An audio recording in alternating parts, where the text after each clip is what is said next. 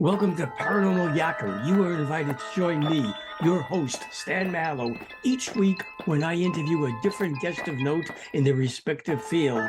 The unexplained, the mysterious, the macabre, UFOs, ghosts, Bigfoot, psychic phenomena. We explore them all on Paranormal Yacker. Hi, everyone. I'm Stan Mallow, the Paranormal Yacker. My guest today is Todd Clements, author of the best-selling book, Haunts of Mackinac, Ghost Stories, Legends, and Tragic Tales of Mackinac Island. He also conducts walking tours of Mackinac Island. Todd Clements, welcome to Paranormal Yacker. How are you? Mackinac Island has for generations been a top tourist attraction in Michigan. While visitors go there for its history and beauty, it also holds many secrets. These secrets come in many forms, some from beyond the grave, others passed down for hundreds of years. That's what your book and tours are about. Your connection to Mackinac Island began over 30 years ago when you visited it as a child. You saw something that had such a profound effect on you. It has stayed with you all your life. What, Todd, was it that you saw? Well, I hate to do it, but it's Mackinac. Mackinac. The C is silent. It's a French spelling, but yeah, it happens all the time. I was 12 years old. We spent our summers every year growing up going to Mackinac Island. We were there on and off all summer. One summer, we were at Mission Point Resort, which is at the far end of town. It's a hot summer day. It's July. My brother and I and my family were at the pool. I get out of the water, sit down, put a towel around my shoulders, and I'm looking up at there's high bluffs all over the island. And I'm looking up at the bluffs behind the pool, and I saw a man standing on the edge of one of like the shelves of the bluff, because the bluff comes down in like steps. And he wasn't quite there, but he was definitely someone standing there. And it got my attention because he was semi-translucent. And I turned to my mom, who was sitting next to me. Mom, look, do you see that? I turned my head, turned back, it's gone. Whoever it was completely gone. Now, what got me was there was nowhere he could have gone that fast. At the time, there's trees and things in the way now from the view, but that was a long time ago. The area he was standing was wide open, and it was lower than the top of the bluff. So he would have jumped 12 to 15 feet straight up onto the bluff to get away from where I was seeing him, or he would have had to gone off the bluff, which means there would have been a death, or he vanished. And no one jumped off the bluff. No one can jump 15 feet high. He literally just vanished in front of my eyes as quick as turning your head and turning your head back. My brother and I went up there later to take a look at it. I saw this is where he was standing, and we wouldn't even go down to it because it was too dangerous to climb down to that ledge. We realized that there was no possibility it could have been a person that had literally just gone out of vision that quick. I was just like, well, I think I just saw a ghost. And I mean, I'd heard ghost stories and things like that before. I was always something that was kind of interesting, but that was pretty much sealed the deal, saw a ghost. Now I want to know what these things are. And it became a major hobby of mine growing up. I read Hans Holzer books. I got the Time Life series on the mysteries of the unknown. I got every book, the Warrens, and I was just into it. I was quietly into it. I didn't want everyone to know I was that kid who believed in ghosts and UFOs and Bigfoot and Loch Ness Monster, because I was afraid to get a stigma for it. So I never checked a book out of the library, but I read them in the library. I would go into an area where no one could see me, and I would just start reading those books, and I just started studying it. But my fascination was always the ghost stories on Mackinac Island, which pretty much was a fascination. I knew a lot of ghost stories, and then in 2003, my wife and I decided to go on a trip to the island. I go to the bookstore. I asked the bookstore, do you have any island ghost story books? Because I've loved the ghost stories up here my whole life, but I've never seen a book on it. And the manager said, we don't, but I really wish we did. And that was the beginning of Haunts of Mackinac right there. She's still there. Her name's Tam. We're good friends now. But I started working on it. I said, I'm going to do this. I was doing freelance writing at the time, doing like training manuals for small companies, things like that. And I started working on it. I wanted to get the history that was unusual, unique history of the island, things that weren't in every tourist book on the island. And it took some time. And I wanted to talk to people who had accounts with the paranormal other than what I saw. It took about 3 years to get that first book out. Didn't tell many people I was working on it. Brought it into that same bookstore in 2006, and I showed it to the same manager, Tam, and she just said one word: finally. They took the book and they kept reordering it, and it's still the best-selling book in that bookstore to this day. And it just launched my career into, okay, I'm doing things in the paranormal now, and that's what I'm doing. I've always been interested in it. I've done like amateur ghost hunts when I was a kid, and we had dowsing rods and audio cassette recorders. Now it's all digital and everything is computerized. We started out old school, and that led to the book, doing a book signing. I decided to do a walk and talk with the author, which was basically a ghost tour before we started the ghost tours. We did it on the closing weekend of the island. The island basically closes down. It doesn't shut down, but tourist season ends in the end of October. It just starts because winter starts coming. The hotels close down. We decided, I'm going to do this. I'm going to put a sign up sheet out in front of my book signing. I had 70 people sign up for the walk and talk with the author. They all showed up on time. I was surprised because most people aren't on time, but they all showed up on time. We started, I think, 8 o'clock, and we ended about 11:30 at night. And it went a lot longer than I had expected it to go. I was thinking this is going to take me an hour. It took 3.5 hours. And we lost 2 people on the entire walk. And it was someone who was pushing somebody in a wheelchair and was just getting too tired to keep going. They said it was great and really interesting, but we're exhausted. And at the end, when everyone was leaving, one guy came up to me and he sneaks up to my ear and goes, "You're an idiot. You should charge for this and do it every night." I was just like, I've been on ghost tours in other cities. I don't see why I couldn't do it here. Next year, Haunts of Mackinac tour started, and we've been going ever since. And then the second book came down the road from there too, and I'm working on a third. The Straits of Mackinac has had many shipwrecks, and there have been numerous sightings of ghost ships in its waters. Could you, Todd, tell me about some of those shipwrecks and ghost ships? We don't have an accurate count of how many shipwrecks there are, but we know there's well over 100. Anything from rowboat size to 600-foot freighters are in the Straits of Mackinac. And from the island, you can pretty much see the entire Straits of Mackinac.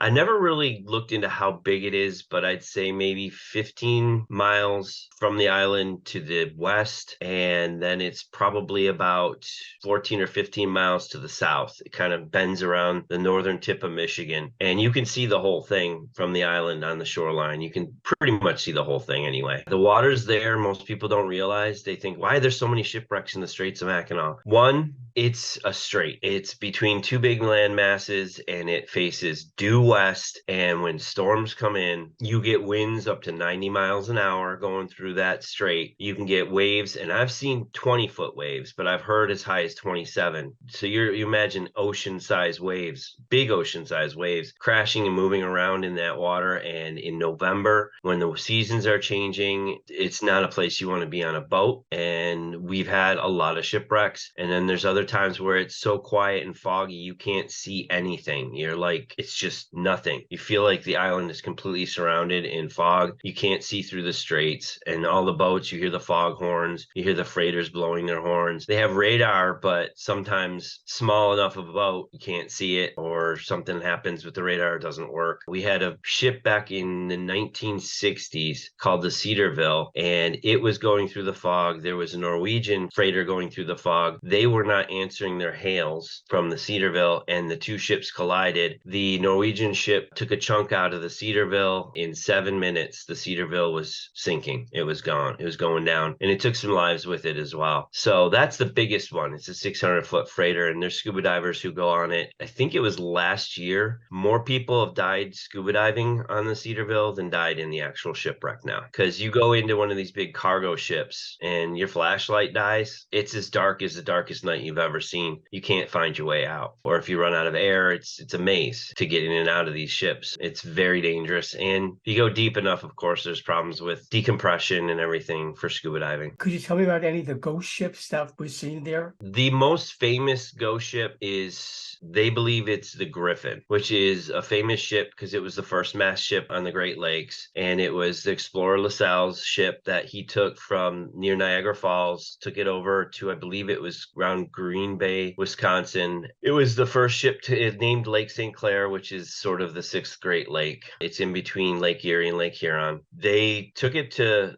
Green Bay, loaded it with furs. He sent a skeleton crew back because the furs were to pay for the ship and the exploration he was going on. They were sending it back with fur to pay for everything. And somewhere between the Straits of Mackinac and where they launched in Green Bay, the ship went missing. And to this day, they have no concrete evidence of where it is. There's a lot of people claiming they found it over the years. They think they may have actually found it, but no one's sure because no one's come out and said, we found the Griffin. It is the Griffin. We've carbon dated it. We found proof. So it's somewhere in between there. A lot of people think it was close to the Straits, if not in the Straits of Mackinac when it went missing. They don't know how it happened. They don't know if it was attacked by Native Americans. They don't know if there was a fire. They don't know if there was a storm that had taken it down. Some people say that the crew just took as much money and fur as they could carry and just foundered the ship and disappeared. Nobody knows what happened. However, we know the ship went down. The fur that was on the ship washed up in the shoreline all around the Straits. On Mackinac Island, they found fur pelts everywhere. They know it went missing. They just don't know what happened. But occasionally on foggy mornings when it's really quiet and it's still in the fog, you will see a masted ship slowly moving through the fog, coming and going. You can see it, and then all of a sudden it's gone, and then, oh, there it is, and then it's gone, and then, oh, there it is. And it's not that it's disappearing in the fog. It's just like it is a fog. The ship is part of the fog, and it comes and goes with it. It's hard to explain it unless you see it. I think I saw it one time. It was definitely something in the water. I couldn't tell. It was pretty far out. It could have been a regular sailboat, but it was big. But it was kind of disappearing, and you couldn't get your eyes locked on it. It's kind of fuzzy. That's probably the most famous one. Another one is interesting how when you're doing research, when you're writing, it was basically a Native American fur trade canoe. Most people think of canoes, the ones you go down the river. Fur trade canoes were probably about 3 or 4 times larger than a regular big canoe. And they would fill them with furs, and they'd use those where a single person or a couple people could move furs around and do fur trading. And there's a story of a fur trader who was going through the Straits of Mackinac. He disappeared. He was supposed to be going to New France, which is also known as Detroit. They called Detroit New France at one time. He would have been coming from the Upper Peninsula, northern Michigan, going down through Lake Huron into the Detroit River, Lake St. Clair, and he would have wound up in New France where he was taking his furs. And the funny thing is, there's 2 ghost stories attached to it, and no one ever put them together until I was doing the research for this book. There is a ghost story in Detroit, a woman who was waiting for her lover on the shoreline, who is coming from the north with a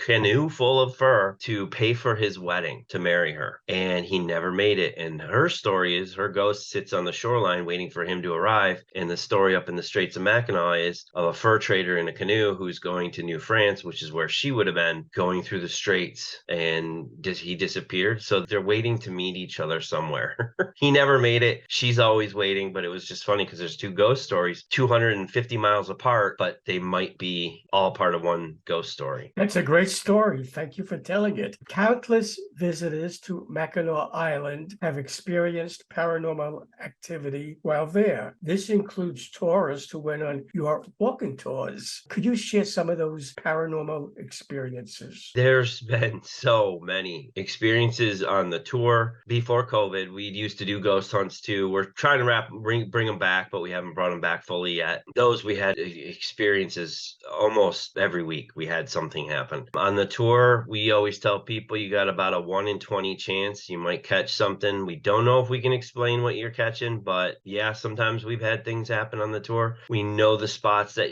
we tell people to keep your eyes peeled on this spot. Take photos, take photos, take photos. And occasionally, oh yeah, something shows up. We see a picture of something. The most recent one was last fall, which was one that still it's one of my best. So the tour is in front of a hotel called Harborview Bed and Breakfast. Well, it's not bed and breakfast now, it's Harborview Inn, and it's near St. Anne's Church, which is about halfway through our tour. So we had maybe 30 people out there, and the tour guide's telling the stories, and people are taking pictures, and one person gets a picture on the street near these trees of a man, just a shadow figure, like silhouette of a man with a big brimmed hat on, and he's facing sort of down and towards the group. Immediately, this is one of those situations where immediately they shared it with us, and they told us it like on the spot. So everybody started taking pictures of that spot after they saw this photo of this shadow person, and no one was getting anything on their phones. And they showed it to us, and one other person did catch it too on their phone. Within 5 minutes of that happening, I had the photo in my hands, and I'm looking at it. Everybody was blown away by this shadow figure we caught on tour. It's one of the spots that we take some pictures, but not as many pictures, but people do it everywhere. And we caught that one. We've caught a figure of a short girl, younger girl, in the window on our tour. It's called the Biddle House. And she's been probably the most popular place people take pictures on the tour, is because that's the most likely. You say, if you're going to catch something, this is probably the window you're going to catch something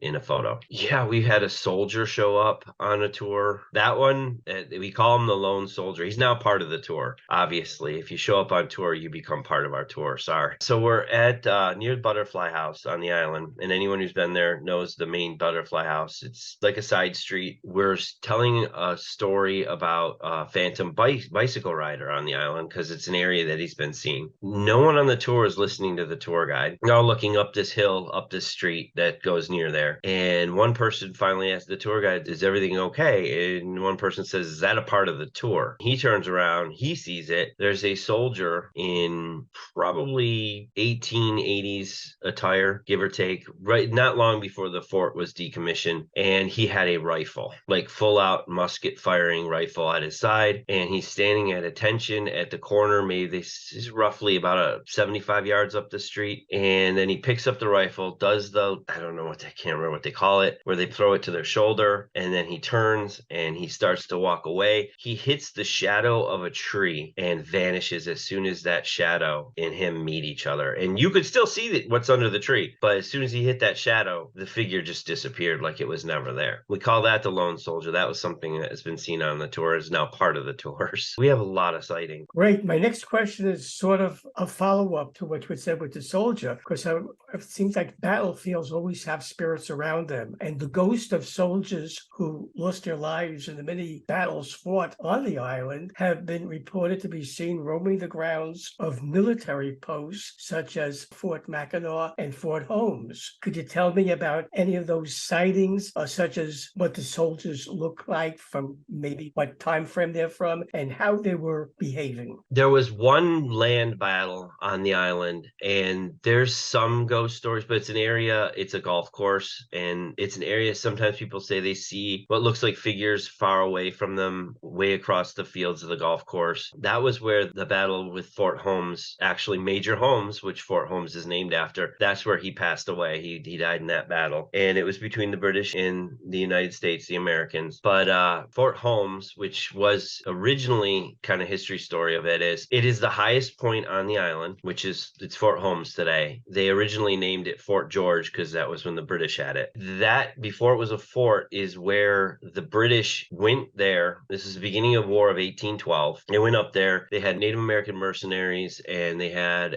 probably about 100 British troops. They estimate 200 to 300 mercenaries, and they had cannons, and they were ready, and they snuck up on the island, and there's an area called British Landing. That's where they brought their ships to the island without the Americans knowing, snuck through the woods, miles and miles through the woods, got to the highest point, pointed their cannon down at the fort. They fired one warning shot, and then they told the Americans, surrender or we attack. The fort only had 64 soldiers in it at the time, and they were like, we can't defend the fort and protect the town that's just below the fort. So they surrendered the fort to the British. The British had it up until the Treaty of Ghent, which happened several years after the at the end of War of 1812. And the United States got it back, and we kept it from that. Some of the ghost stories at Fort Holmes, I've talked to 3 people who have seen 3 soldiers. It's always 3 of them. There's one short one and 2 average to tall size guys, and they always are together, and they're always always facing each other talking, but you can't understand what they're saying. Why we can't understand what they're saying, we don't know. They look like British soldiers. We don't have any record of British soldiers dying at that fort. We don't have actually, it's a very small fort. It's more of a post than it is a fort. There's no record of any soldiers dying at that fort. Then again, record keeping back then, especially if you're talking about the British record keeping versus the American, and are they really going to hand over the records when they, we don't even know for sure where the British buried their dead on the post cemetery for the British soldiers. We don't know exactly where it is. We know where the American one is because it's with all the other cemeteries. Some people think they were buried in the area right behind the fort. Some people say they were buried near the rifle range, but no one knows. They've never dug them up. They've never found them. Everyone who's seen them, I've never seen them, but everyone who has seen them says they look like they're wearing British red, and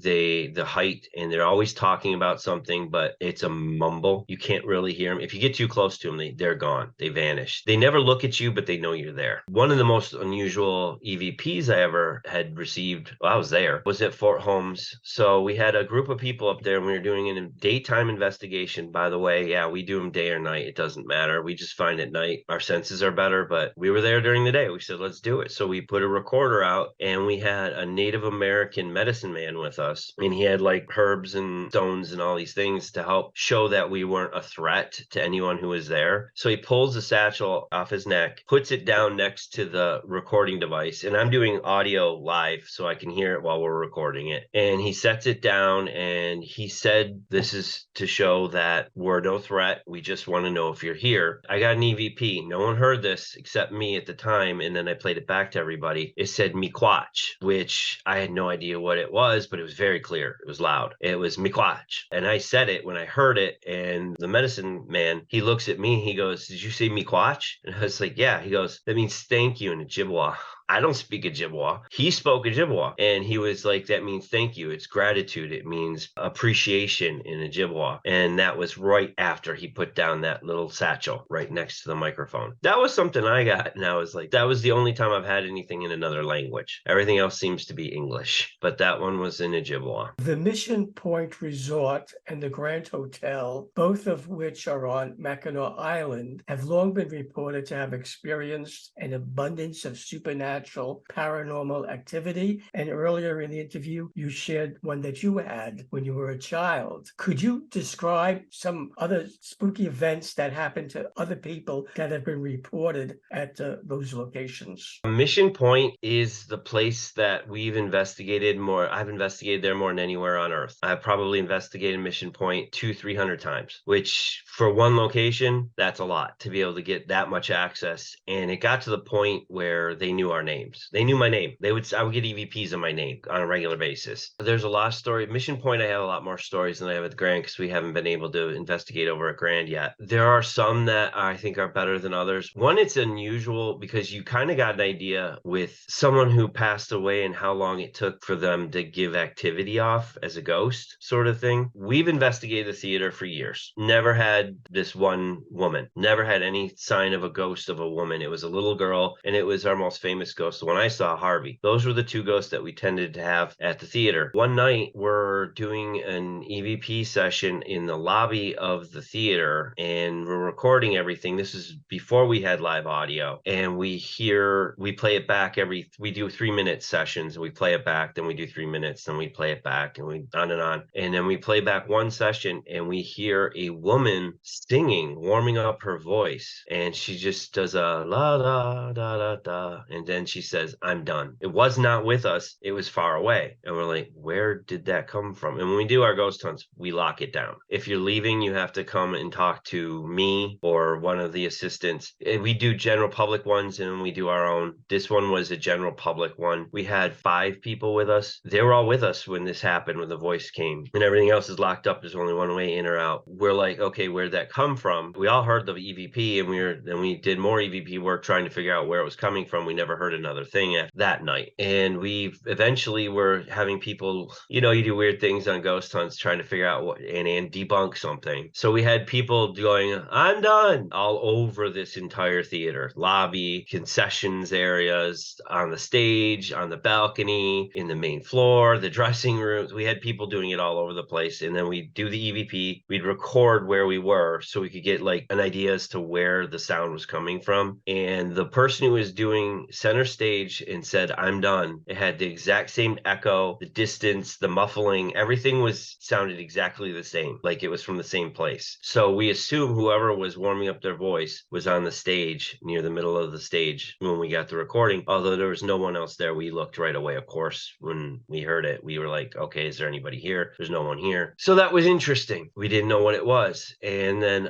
probably a couple weeks later, we're doing EVP session and we had K2 meters and things. And we're just trying to get a name. We're, what's your name? What's your name? What's your name? Type. And we got Mary. It was pretty clear. It was a woman's voice. She said Mary. And we're like, all right, we write it down, do a cross reference. So I'm looking for anybody associated with the theater that would be named Mary. So the Mission Point was a college for 4 years, and we have a list of all the students there. It was a long shot, but we looked at the list. There were 2 Marys that attended Mackinac College, and one died 2 months before we got that EVP of someone warming up their voice. And then we found out from someone else that she was in the theater and she performed. And we're just like, her name's Mary. She sings. She was a student. She died 2 months ago. Now we've got her singing in the theater. So we used logic and reason, and we're assuming that you never know for sure because ghosts don't carry ID, I guess. We think that's her. And we had another experience with her a few months, maybe it was about a year later. We're doing another public investigation, and we're in the theater, in the seats. Everyone's spread out all over the place. And one guy is like, there's a cold spot in front of me. There's a cold spot in front of me. And this meter thing you gave me is going crazy. So of course I'm like, do you have a cell phone on? He goes, no, I shut it off. He told me to turn it off. He pulled it out. It was turned off. I was like, do you have anything electrical on you? No, nothing. It was a Mel meter, and it was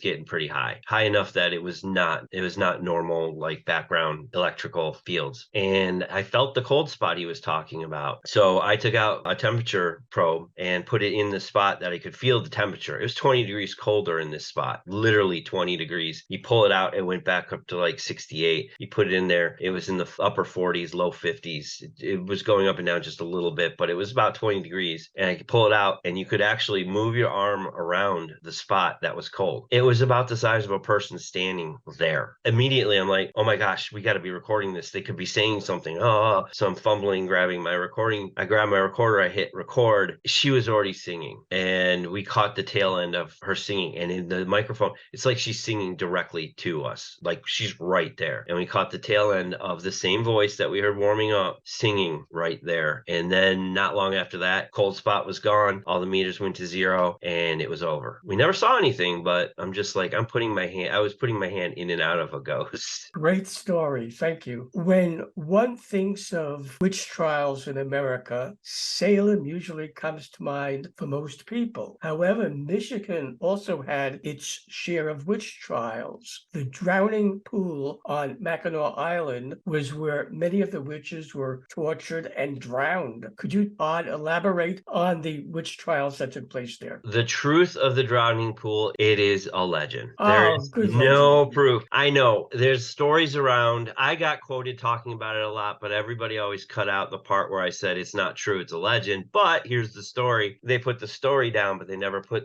it's an interesting legend, but that part got cut off. And that went viral. So everybody thinks I was telling this story of witches, and it's true and it's factual, but it was a legend. It was passed around in a lot of the carriage drivers and the taxi drivers on the island. It's just a ghost story on the island, but it's a legend. It didn't happen the way it was told. However, being a researcher, I wanted to know, is there any truth to this? Did there ever because some of the parts of the story were true. There were brothels on the island. There was a lot of brothels on the island at one point when the fur trade in the fort, a lot of lonely men, haven't seen a woman. Yeah, it popped up. There were brothels on the island. We know that part was true. The fact that someone said that women were bewitching men that worked at the brothel and they were witches, that part's not true. And they didn't execute any prostitutes on Mackinac Island as of the record I've seen. However, I think I always say this is how legends are born. There's always some truth in legends. It depends where it goes after that. It goes, the telephone game. It changes over time. So the truth is there were brothels. We know that. The truth is there was, and there's very little record. I only found one record of it, of a woman who was a prostitute, and it doesn't say what they did, but I looked. Okay, I'll tell you basically, it happened in St. Ignace, which is right across the straits. It's 5 miles away from the island, and all the business, everybody was connected back then. That there's St. Ignace, Mackinac City, and Mackinac Island, and they were all connected in different ways. They were different ports. In French rule in the Upper Peninsula, when France was in charge there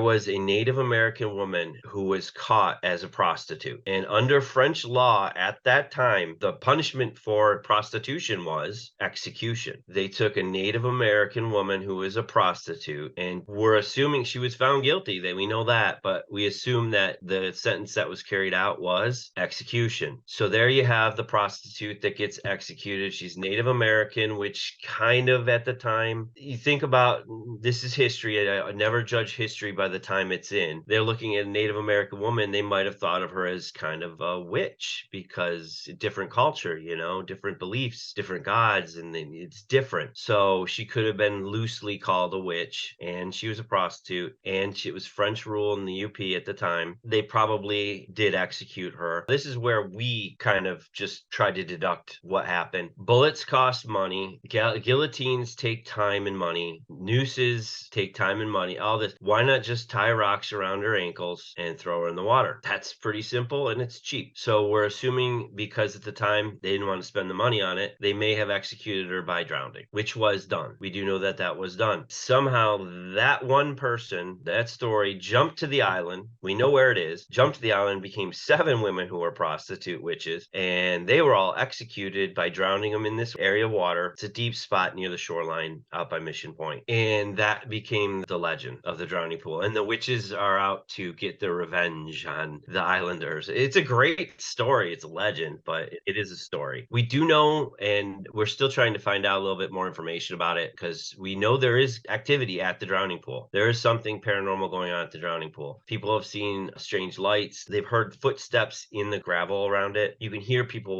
one person walking around in the gravel. If you're just sitting there late at night, sometimes you'll hear it. It sounds like someone walking up to you in the gravel. You'll see strange splashes in the water. You'll see a figure in the reeds on the other side from where you're sitting on the other side of this little pool of water. So we found out that in the 1980s, there was a college student. They were partying, drinking too much probably, and they were around that area. He jumped in the water and never came back out. So we think if there's a ghost, that might be who the ghost is, not the 7 witches. That story got blown out of proportion a lot because it was always a legend. People took it as, this is true. No, it's not true. But it tells you how a legend gets born. How This is very one story leads educational. to another story, and one can, that's convenient, and it just eventually, This begets that, that begets that. Yeah. yep, and that legend probably was built since the 1920s, whenever the carriages started telling their stories. I have no idea how old that legend is. I remember I heard it from 2 or 3 people, and I was like, really? They put it to me as it's true. But I was just like, well, it's a legend. I don't know. Never heard any witches on the island. There may have been. There's no record of any witches. I feel informed. Thank you. So there is the truth of the drowning pool.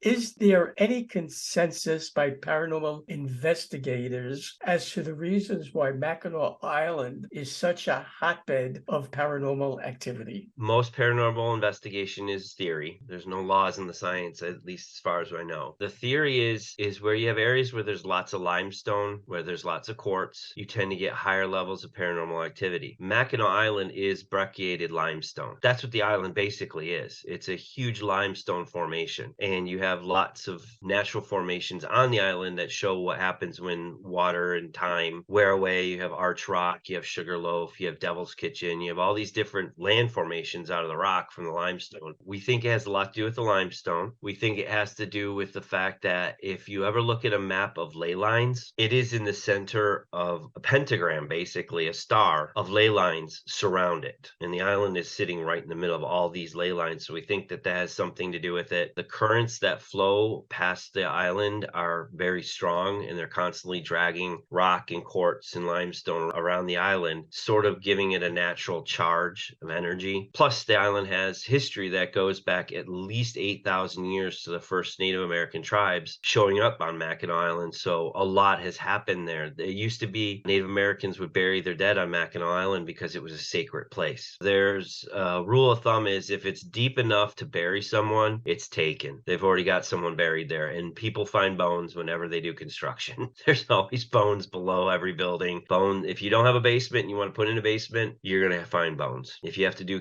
pipe work in your kitchen, you're going to find bones. So they find them all over the place. Should viewers of Paranormal Yacker want to buy your book, Haunts of Mackinac, Ghost Stories, Legends, and Tragic Tales of Mackinac Island, and also learn how they can reserve tickets for your wonderful walking tours, how can they do that? The books are both available on Amazon. They also have them on the island, and some bookstores carry them depending on where you are. Michigan, you can find them in a lot of places, but you get further out, it's a little bit harder to find it. So I just tell everybody, go to Amazon. Amazon carries it. I know they sell plenty because they're constantly sending me orders for more. So Amazon does carry it. The tour, go to hauntsofmackinac.com, and it's pretty simple website. It's just basically so you can get tickets for the tour, and it takes you to where you need to go to get more information and dates that we have available, times we have available. We run the tours until October 28th is our last night. It's usually a pretty popular night because that's when the island kind of celebrates Halloween, because all the hotels close the next day and we don't stay open till Halloween. So we have a big costume party that weekend. That one will usually sell out. We sell out most nights, especially on weekends in the fall. So I always tell people, get your tickets as soon as you know you're coming. And you do have to stay overnight on the island this time of year because the ferries stop running about 6 or 7 o'clock and our tour starts at 9 o'clock. Of course, you have to do a ghost tour in the dark. You can't do it during the day. It's not as much fun. Todd Clements, I thank you for being my guest on Paranormal Yacker. It was great yakking with you, and I wish you continued success with your book and walking tours. Well, thank you so much. Thanks for having me, and I appreciate it very much. Hi, everyone. This is Stan Mallow, the Paranormal Yacker. I hope you enjoyed the interview you just watched. So that you don't miss any upcoming shows, be sure to subscribe to my free YouTube channel. To do that, just press the subscribe button on your screen. I very much appreciate your support of my channel, and thank you for subscribing to it.